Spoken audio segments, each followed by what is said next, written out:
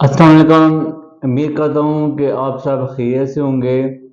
अगर आप इस चैनल को पर नए हैं तो इसको सब्सक्राइब करें ताकि आपको सेहत से मुतल्लिक़ आने वाली वीडियोस का नोटिफिकेशन मिल सके। आज का जो ज़ेर बेस्ट टॉपिक है वो ये है कि आजकल मार्केट में जो फ्रूट देखने में आ रहा है वो नाशपाती है। तो क्या शुगर के मरीज़ भी ये फ्रूट एंजॉय कर सकते हैं या नहीं? तो मैं पिछली काफ़ी वीडियोज़ में आपको ये बता चुका हूँ कि आजकल साइंस ने इंसान के लिए बहुत आसानी कर दी है। जब भी आपने शुगर के मरीज़ ने खाने के लिए किसी भी चीज़ का इंतखाब करना है तो वो गूगल में जाके उस चीज़ का ग्लाइसेमिक इंडेक्स देखा करे और ग्लाइसेमिक लोड देखा करे। वो चीज़ जिसका ग्लाइसेमिक इंडेक्स और ग्लाइसेमिक लोड लो कैटेगरी में आता है वो शुगर के मरीज़ों के लिए वो चीज़ मुफीद होती है और वो उनकी शुगर को जल्द बढ़ने नहीं देती। जो नाशपाती है इसका जो ग्लाइसेमिक इंडेक्स है वो 36 तक है, जो कि शुगर के मरीज़ों के लिए अच्छी बात है।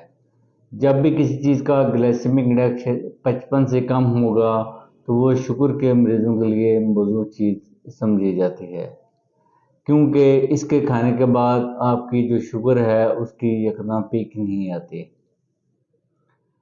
दूसरा ये है कि इसके अंदर क्या ऐसी चीज़ें पाई जाती हैं जो कि शुगर के मरीज़ के लिए मुफीद हैं। एक एंटीऑक्सीडेंट है जिसके बारे में बताना चाहूँगा, जो इसके अंदर यूनिक होता है वो ये है एंथोसायानिन्स। ये एक एंटीऑक्सीडेंट है जिसके बारे में कहा जाता है कि ये टाइप 2 जो शुगर है उसके बचाव में भी ये मुअव्वन साबित होता है। इसके अलावा शुगर को कम करने के साथ साथ ये फालिज जैसे मसाइल से भी बचने में मुअव्वन साबित होता है। इसके बाद ये है कि जो नाशपाती है इसके अंदर जो कहते हैं बड़ा सोर्स है विटामिन सी का, विटामिन के का, पोटेशियम का। ये जो सारे विटामिन होते हैं ये हमारे दिल की सेहत के लिए और हमारी इम्यूनिटी के लिए बहुत कारआमद है। इसके बाद ये है कि जो नाशपाती होती है इसमें पानी है वो अच्छी खासी मिकदार में पाया जाता है, जो डिहाइड्रेशन है उसके लिए भी ये काफ़ी सूटेबल है। नाशपाती के अंदर पाए जाने वाले ऑक्सीडेंट हमारे ऑक्सीडेटिव स्ट्रेस को कम करने में मुअव्वन साबित होते हैं।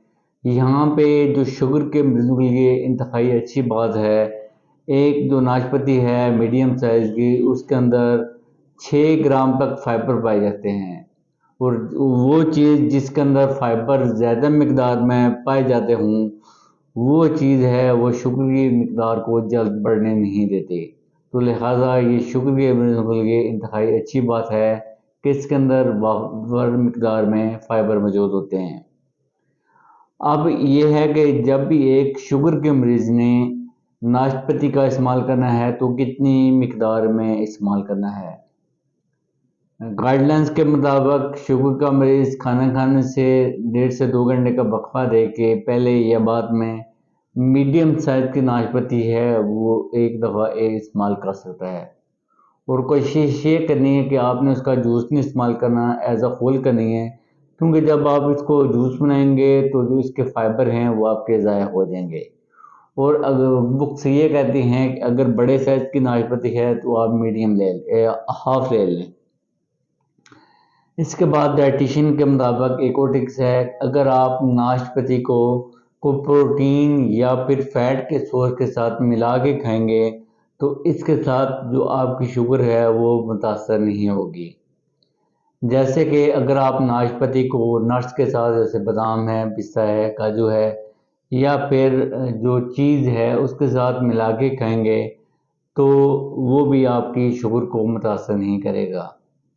आखिर में मैं ये कहना चाहूँगा, शुगर के मरीज़ इस मौसम में इस फ्रूट को ज़रूर इंजॉय करें। जूस के बजाय पूरा फ्रूट खाने को तरजीह दें, और मीडियम साइज़ का एक नाशपाती एक दफ़ा इस्तेमाल कर सकते हैं, और कोशिश ये करें कि नाशपाती को किसी प्रोटीन या फैट के सोर्स के साथ, जैसे कि नट्स हैं या चीज़ है, उसके साथ मिला के दें ताकि उनकी शुगर है वो मुतासर ना हो। शुक्रिया।